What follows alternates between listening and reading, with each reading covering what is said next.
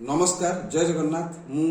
ज्योतिर्विद पंडित engineer Nilambar पाणी आज आपण मानक एक बहु मूल्यवान प्रतिकार मु कहूँ जदि घर को जिते अर्थ आसिले भी आपण पाखर संचय आकार टंकाटे रोना आर्थिक क्षेत्र में घर उन्नति आसुना बा हेउना